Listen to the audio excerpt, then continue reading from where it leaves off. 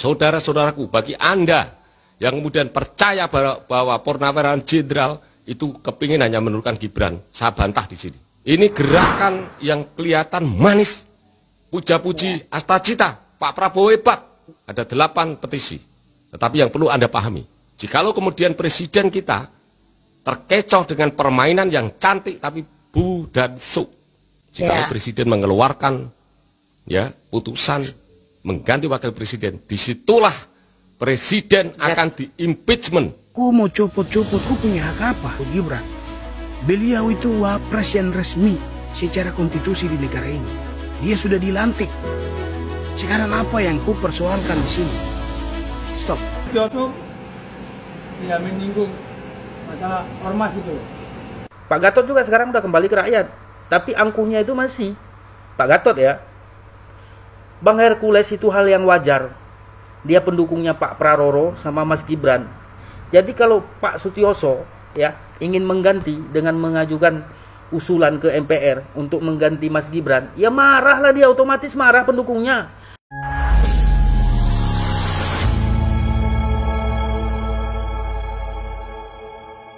Assalamualaikum warahmatullahi wabarakatuh, saudara-saudaraku sebangsa dan setanah air. Dimanapun kalian berada, semoga kalian selalu dalam kondisi sehat walafiat. Berjumpa lagi dengan saya di Gaspol Update. Kami bukanlah buzzer pihak manapun, kami hanya menyajikan keputusan ada di tangan Anda. Teman-teman, ini ada video yang menurut saya cukup menarik, yakni tentang lanjutan kabar mengenai tuntutan para purnawirawan yang menginginkan Gibran dimakzulkan melalui skema di MPR ya. Saat ini netizen mulai menyuarakan agar masyarakat Indonesia waspada ya, karena menurut mereka sebetulnya para sudrun, badrun, dan trun-trun yang lain itu tidak hanya menginginkan Gibran dikudeta ya, tapi juga Prabowo ya. Hanya saja awal-awalnya Gibran yang dijadikan sasaran tembak. Jika itu berhasil maka Prabowo lah yang akan menjadi sasaran tembak berikutnya.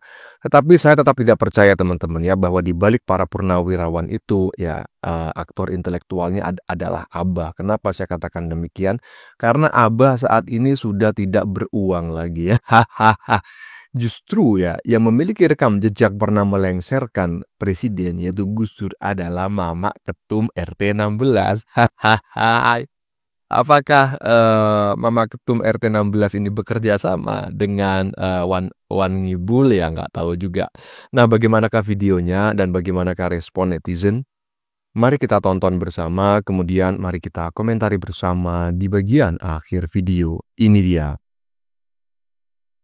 Saudara-saudaraku, bagi Anda yang kemudian percaya bahwa Purnawirawan Jenderal itu kepingin hanya menurunkan Gibran, saya bantah di sini. Ini gerakan yang kelihatan manis, puja-puji, astagfirullah, Pak Prabowo hebat. Ada 8 petisi. Tetapi yang perlu Anda pahami, jikalau kemudian presiden kita terkecoh dengan permainan yang cantik tapi bu dan su, jikalau presiden mengeluarkan putusan mengganti wakil presiden, disitulah presiden akan di-impeachment karena dilanggar itu undang-undang. Catat itu. Kalian jangan terkecoh, yang jelas tujuan mereka adalah bagaimana presiden melanggar undang-undang, yaitu melalui keputusan presiden mengganti wakil presiden. Disitulah Presiden Prabowo terangkap, kemudian dia akan menggerakkan impeachment. Catat itu, bahwa Presiden Prabowo tidak akan bisa diintervensi siapapun, termasuk menteri yang dianggap adalah menteri titipan Pak Jokowi. Itu tidak benar. Ya, karena presiden punya kewenangan mutlak, tidak bisa diintervensi siapapun. Kecuali presiden zaman dulu. Ada partai yang seolah-olah presiden menjadi petugas partai. Nah, disitulah ada intervensi. Presiden Prabowo adalah presiden yang punya partai, ya, kemudian ketua Koalisi Indonesia Maju. Jadi presiden tidak bisa diintervensi siapapun. Jangan terkecoh bahwa itu adalah gerakan yang kelihatan manis, ya, tetapi sebenarnya target mereka adalah bagaimana Presiden Prabowo bisa diturunkan di tengah jalan. Mereka sadar bahwa karena mereka menunggu selama 10 tahun itu terlalu lama. Jika presiden tidak diturunkan sekarang, maka presiden yang berkuasa selama 10 tahun. Iya, ya. Menurut Bang Kumis, ya, yang barusan kita dengarkan bareng-bareng, ya, kita lihat bareng-bareng, ya seperti itu. Nah, gimana menurut teman-teman? Apakah setuju dengan pendapatnya Bang Kumis? Kalau saya sih sependapat ya. Karena memang, ya, perpolitikan Indonesia ini, ya walaupun dinamis, tetapi kan kita bisa melihat karakter-karakter mereka melalui rekam jejak, ya kan? Jadi memang awalnya adalah Gibran yang menjadi sasaran tembak. Setelah berhasil, berikutnya adalah Prabowo, dan ini menurut saya sangat bahaya sekali ya. Aroma-aroma 65 sepertinya patut diwaspadai akan kembali terulang dalam waktu dekat ya. Lanjut. Nyerang Mas Gibran sama aja mendesak presiden.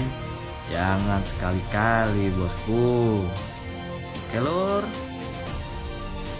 Nah kan, bener dia kan, nyerang Mas Gibran sama aja dengan menyerang Prabowo. Karena apa? Ya kan, saya sependapat dengan apa yang disampaikan oleh netizen ini di bagian depan tadi ya, di detik-detik awal itu, bahwa Gibran dan Prabowo itu satu paket ya, sama-sama dipilih oleh rakyat ya. Paslon 02 itu sudah satu paket karena sejak tahun 2004 ya, Indonesia ini kan sistem pemilihannya itu lupa lagi ya, pemilihan umum dengan sistem proporsional terbuka gitu ya. Jadi maksudnya itu adalah calon itu dipilih langsung oleh rakyat ya, tidak seperti memilih kucing dalam karung seperti yang ya sistem demokrasi di Indonesia Orde Baru dan Orde Lama, nggak seperti itu ya. Jadi nggak bisa Gibran digantikan Prabowo, enggak. Ya ujung-ujungnya Prabowo juga harus diganti ya kan. Iyalah, lanjut. Kau mau copot-copot, kau punya hak apa, Gibran? Beliau itu wapres yang resmi secara konstitusi di negara ini. Dia sudah dilantik. Sekarang apa yang kau persoalkan di sini? Stop. Saya bikin konten ini karena saya punya rasa simpati kepada Pak Jokowi. Ya, karena Pak Jokowi itu orangnya baik, sederhana dan berakyat. Beliau itu sudah memimpin mulai dari Solo, DKI Jakarta dan 2 periode presiden, dan beliau berhasil. Sekarang yang sindir sana sindir sini itu siapa? Pada saat pencalonan di wali kota Solo, DKI Jakarta atau presiden, kenapa kamu tidak protes administrasi jasa itu? Loh, sekarang sudah selesai baru kamu mau gugat sana, gugat sini. Ini sebenarnya cara berpikir yang sudah salah. Dan sekarang lagi muncul lagi isu yang anaknya disuruh copot, Pak Wapres Gibran. Waduh, ini sudah tidak benar sekali ini. Ya, tidak benar sekali. Karena beliau ini sudah dipilih oleh rakyat. Ya, kau mau copot-copot, kau punya hak apa, Gibran? Beliau itu wapres yang resmi secara konstitusi di negara ini. Dia sudah dilantik. Sekarang apa yang kau persoalkan di sini? Stop. Biarkanlah dia selesai dengan masa jabatan, ya. Kan sekarang kan Mahkamah Konstitusi sudah meringankan pencalonan presiden. Kau bikin partai lah, ya. Bikin partai dan lolos peserta pemilu supaya kau calonkan diri sebagai presiden, toh. Apa yang susah, hah? Kita bangsa ini mau maju kalau sindir. Satu sudah tinggi naik, tarik turun lagi. Ini stop. Nah, lu copot-copot Gibran, emang lu siapa? Betul lah. Karena Gibran itu dipilih oleh rakyat ya, 58,2% rakyat Indonesia. Itu nggak 1-2 loh bro. Itu 100 juta lebih ya. 58% rakyat Indonesia itu hitungannya itu mungkin sekitar 100 ya, 100-an lah gitu ya. Kalau kemarin itu 90 sekian juta gitu kalau nggak salah. Tetapi kalau kita melihat penduduk Indonesia yang memiliki hak pilih itu 200 juta, bayangin ya, 50%-nya saja 100 juta gitu loh. Terus mau diganti hanya dengan tanda tangan 100 purnawirawan. Waduh, nggak seimbang bro. Hah? Lanjut.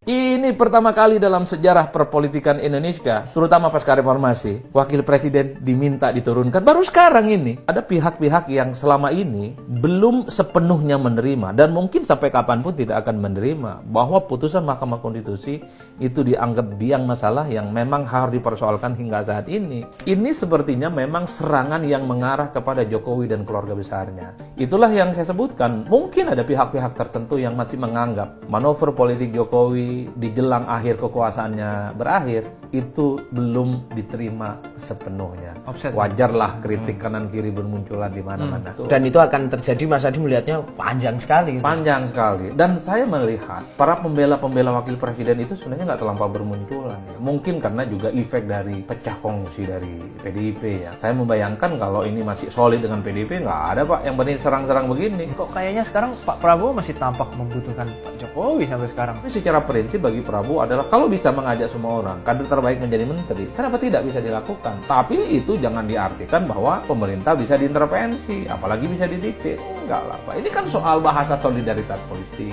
Prabowo itu juga powerful betul per hari ini kekuasaan politiknya. Kalau bicara tentang pengetahuan internasional, pengetahuan politik di Indonesia, rasa-rasanya Pak Prabowo itu kayaknya tidak butuh masukan dari yang lain.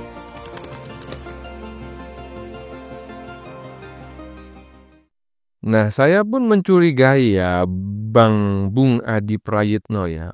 Sepertinya mereka juga tidak akan berhenti untuk menurunkan Gibran saja. Kalau toh memang usaha mereka itu berhasil ya, menurunkan Gibran. Pasti akan bergeser juga menurunkan sang presiden. Entah dengan cara apapun, dengan dengan skenario apapun. Karena pasti mereka juga ingin bagi-bagi posisi ya. Misalnya nih berhasil menjatuhkan Gibran. Maka yang akan menjadi presiden, anggaplah Abah gitu ya. Nah, tapi nanti pasti akan dijegal itu. Pasti akan dijegal, ya kan, entah bagaimana. Atau mungkin akan bersedia karena memang Abah itu suaranya kan terbanyak kedua ya. Abah jadi wakil presiden. Nah, kemudian ada lagi nanti pasti, ya kan, deal-dealan. Gimana caranya presidennya dilengserkan. Nah, kemudian Abah naik jadi presiden, wakil presidennya diberikan kepada Pak Uban. Nah, ini dugaan ya, nggak menuduh. Tetapi itu harus diwaspadai karena memang sepertinya itu ada aroma-aroma arah ke sana gitu ya. Minimal menurut saya. Lanjut. Ini gila sih, makin panas nih perseteruan antara Jenderal Gatot Nurmantio dan juga Hercules. Ya jadi Pak Gatot ini marah besar sama Hercules karena dinilai menghina Sutioso. Dan secara nggak langsung kata Pak Gatot itu juga menghina presiden karena dia juga purnawirawan. Nah karena pernyataannya Hercules ini akhirnya Hercules minta maaf lah ke Pak Sutioso. Nah yang bikin panas karena di tengah-tengah permintaan maafnya Hercules ke Pak Sutioso, dia juga menantang Bapak Jenderal Gatot Nurmantio. Katanya si Hercules tuh nggak pernah takut lah sama Gatot. Ya buat gue pribadi kan ini makin ngeri aja ya. Ada ormas yang katanya Pak Gatot itu sebenarnya preman, ini nantang jenderal. Ya gue mikirnya kok nggak ada takut-takutnya gitu loh. Ya gue juga sih sebenarnya bikin konten kayak begini juga ngeri-ngeri sedap. Iya, begini ya. Dihina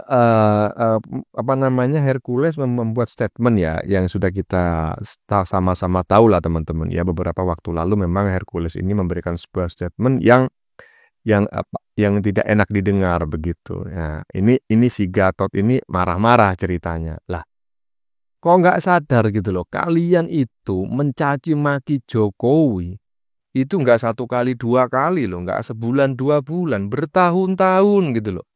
Ya mbok sadar diri ya kan, berkaca. Ketika orang lain ya kan berkata kasar, Anda sakit hati lah. Kok kalian itu malah mendukung semacam Roy Panci ya kan, si Rismon, Dokter Mangkrak dan lain sebagainya. Padahal mereka kalau ngomong apalagi Mbah Sengkuni, waduh, kagak ketulungan tapi dibela gitu loh. Ini gimana ini? Aduh. Lanjut. Jokowi tidak menyinggung masalah ormas itu. Siapa yang nggak mengenal Pak Gatot Nurmantio? Pernah menjabat sebagai Panglima TNI pada waktu itu ya. Kalau saya menilai selaku rakyat, Pak Gatot itu sombong angkuh. Ya, dari dulu memang sombong angkuh. Congkak. Di mana sombong angkuhnya coba? Coba dulu. Ya, ada yang pernah tahu peristiwa sesama anggota ribut TNI sama Polri.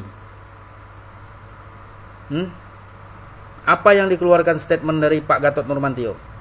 Di mana coba kejadiannya? Saya masih ingat sampai sekarang. Ya, tersimpan di memori.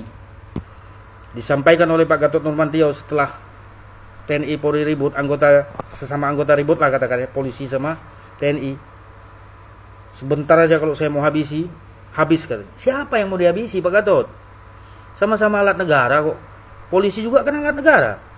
Pada waktu itu, ya. Itulah terbenak sampai hari ini di pikiran masyarakat, rakyat. Pak Gatot itu sombong. Ya, terlalu angkuh, terlalu sombong. Contohlah Panglima TNI seperti Pak Andika Perkasa. Itu baru lisan yang dikeluarkan oleh Pak Andika tuh. Tidak pernah menyakiti hati orang. Kalaupun ada bentrok sesama anggota itu hal yang biasa. Ya kan? Pak Dudung coba lihat. Jenderal juga kan. Purnawirawan juga. Nggak pernah mengeluarkan kata-kata yang menyakiti hati rakyat. Ya. Bang Hercules kan rakyat juga. Pak Gatot juga sekarang udah kembali ke rakyat. Tapi angkuhnya itu masih Pak Gatot ya. Bang Hercules itu hal yang wajar. Dia pendukungnya Pak Praroro sama Mas Gibran. Jadi kalau Pak Sutioso ya ingin mengganti dengan mengajukan usulan ke MPR untuk mengganti Mas Gibran, ya marahlah dia, otomatis marah pendukungnya. Dan apa yang disampaikan Bang Hercules bukan menghina personalnya Pak Sutioso. Saya tonton itu video yang dibilang, yang dikeluarkan lisan dari seorang Hercules, Haji Hercules. Mulutnya Pak Sutioso itu kalau ngomong bau tanah, bukan badannya Pak Sutioso yang bau tanah. Pak Gatot membesar-besarkan. Alah udahlah Pak Gatot, kami rakyat nggak respect sebagian sama Bapak. Ya, hanya bisa jadi provokator kalau saya bilang. Iya, membesar-besarkan masalah. Iya. Sehat selalu Bang Hercules. Kami rakyat sebagian ada mendukung Bang Hercules. Sehat selalu Bang Hercules. Amin ya rabbal alamin. Satu lagi saya bilang. Coba cek ya. Siapa orang yang didukung sama Pak Gatot Nurmantio itu? Cobalah dulu. Siapa orang? Nah, entah kenapa nggak tahu. Ya, entah dia sakit hati sama siapa nggak tahu lah. Pak Gatot. Coba siapa yang didukungnya? Oke. Sehat selalu Bang Hercules. Amin ya rabbal alamin. Ya, saya juga ingat Bang ya dengan apa yang Anda ceritakan terkait mantan Panglima TNI beberapa waktu lalu ya, memang terjadi perselisihan gitu. Semacam ya dalam tanda kutip itu bersih tegang lah, pertengkaran lah gitu ya antara anggota TNI dengan anggota Polri gitu ya. Dan memang mantan Panglima TNI itu pernah mengatakan demikian. Tetapi perlu diingat teman-teman ya, sebetulnya bukan hanya netizen saja yang memang menilai yang bersangkutan itu arogan dan mungkin bisa dikatakan nggak bisa kerja ya. Ingat nggak Pak Jokowi dulu pernah bilang, Pak Jokowi pernah bilang dia mau ke Nduga, ke Papua gitu kan. Nah kemudian dihalang-halangi oleh Panglima TNI. Masih ingat? Nah, saya mencurigai ya kan. Saya mencurigai bahwa yang dimaksud oleh Pak Jokowi itu adalah yang arogan itu menurut saya. Tapi kalau misalnya pendapat saya keliru silakan tulis di kolom komentar teman-teman ya sebagai sebuah koreksi. Ya teman-teman, sudah kita saksikan bersama beberapa video yang sudah kami sajikan. Tadi di bagian depan kita lihat bersama video tentang komentar netizen mengenai perseteruan antara Hercules dan mantan Panglima TNI ya. Maksudnya adalah video yang paling terakhir barusan, bukan di bagian paling depan ya. Intinya saya sependapat dengan salah satu netizen tersebut ya yang menyebut bahwa mantan Panglima tersebut adalah salah satu pejabat yang arogan ketika masih aktif ya. Dan saya juga masih ingat betul ya dengan cerita Pak Jokowi yang sepertinya juga mengarah ke pembangkangan kepada presiden ya yang dilakukan oleh yang bersangkutan ya. Salah satunya juga acara di Jawa Tengah kalau nggak salah ya, yang sampai macet berkilo-kilo dan Pak Jokowi harus terpaksa jalan kaki ke lokasi acara itu sampai berapa puluh menit begitu ya. Dan itu menjadi presiden buruk dan mungkin itulah yang menyebabkan yang bersangkutan diganti sebagai Panglima TNI ya. Seharusnya kalau mau meratakan Hercules ya kan, ya seharusnya ketika Anda itu masih jadi Panglima TNI dulu ya kan. Kalau sekarang ya kau akan kalah lah melawan Hercules karena Hercules itu anggota ormasnya banyak ya, walaupun bukan preman loh, anggota ormas loh. Nah sementara mantan Panglima TNI punya anggota berapa? Bagaimana menurut kalian? Keputusan ada di tangan Anda. Silakan tulis di kolom komentar baik Anda yang setuju maupun yang tidak setuju dengan isi konten ini. Sebelumnya saya memohon maaf ya jika dalam penyajian konten ini ada kata-kata yang menyinggung, kurang tepat penggunaannya, atau ada data yang dianggap keliru atau salah. Saya memohon maaf yang sebesar-besarnya. Kita jumpa lagi di lain video. Salam NKRI.